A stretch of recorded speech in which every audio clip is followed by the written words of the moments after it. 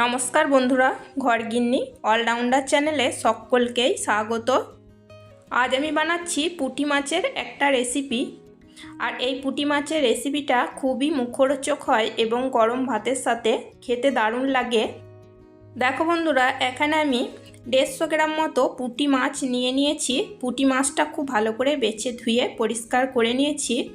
আর নিয়েছি দুটো মিডিয়াম সাইজের পেঁয়াজটাকে আমি কুচো করে কেটে নিয়েছি। আর নিয়েছি 4-5টা কাঁচা লঙ্কাও আমি কুচো করে কেটে নিয়েছি। আর নিয়েছি দুটো শুকনো লঙ্কা। ওভেন আমি কড়াই বসিয়ে দিয়েছি। কড়াইতে দিয়েছি 1 টেবিল চামচ মতো সর্ষের তেল খুব ভালো করে গরম করে নিয়ে এখন আমি পুঁটি মাছগুলোকে দিয়ে দেব। পুঁটি মাছ দেওয়ার আগে অবশ্যই তেলটা খুব ভালো করে গরম করে নিতে হবে, না হলে কিন্তু মাছগুলো কড়াইতে লেগে যেতেও পারে এবং মাছগুলো সব ভেঙে যেতেও পারে।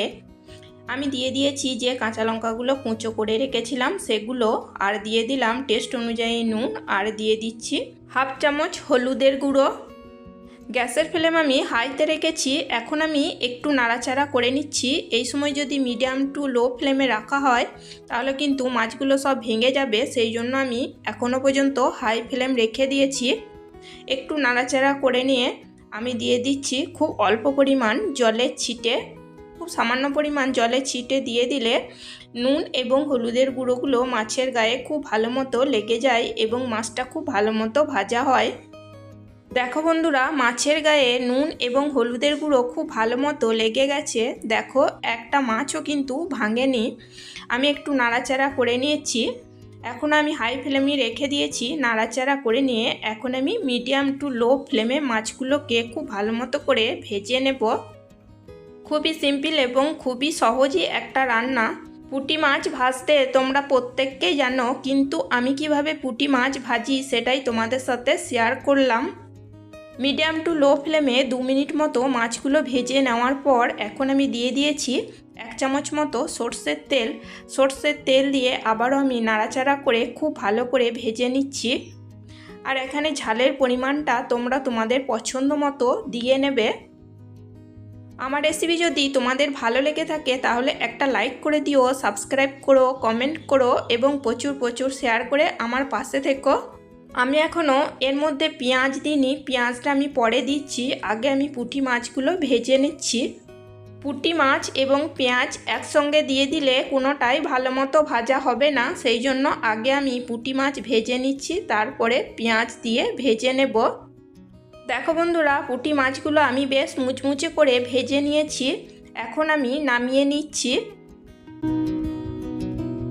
ওই কড়াইতেই আমি 1 টেবিল চামচ মতো সর্ষের তেল দিয়ে নিয়েছি এবং সর্ষের তেল খুব ভালো করে গরম করে নিয়ে দিয়ে দিয়েছি দুটো শুকনো লঙ্কা আর যে দুটো পেঁয়াজ আমি কুচো করে রেখেছিলাম সেগুলো।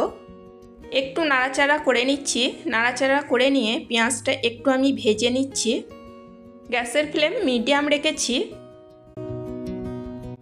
দেখো বন্ধুরা, মিডিয়াম ফ্লেমে পেঁয়াজ আমি একটু নাড়াচাড়া করে ভেজে নিয়ে এখন আমি দিয়ে দিচ্ছি হলুদের গুঁড়ো আর দিয়ে দিলাম টেস্ট অনুযায়ী নুন। এখানে আমি হলুদের গুঁড়ো দিয়েছি 1/2 চামচের থেকেও কম। নুন এবং হলুদ দিয়ে পেঁয়াজের সাথে খুব ভালো করে মিশিয়ে নিচ্ছি এবং মিডিয়াম ফ্লেমে নাড়াচাড়া করে পেঁয়াজটা আমি ভেজে নিচ্ছি। দেখো বন্ধুরা, পেঁয়াজ আমার খুব ভালো মতো ভাজা হয়ে গেছে। এর থেকে বেশি ভাজবো না, তাহলে কিন্তু পেঁয়াজগুলো পুড়ে যাবে। এখন আমি দিয়ে দিয়েছি যে পুঁটি মাছগুলো আগে ভেজে রেখেছি সেগুলো। এবার পেঁয়াজ এবং পুঁটি মাছ খুব ভালো করে নাড়াচাড়া করে মিশিয়ে নিচ্ছি।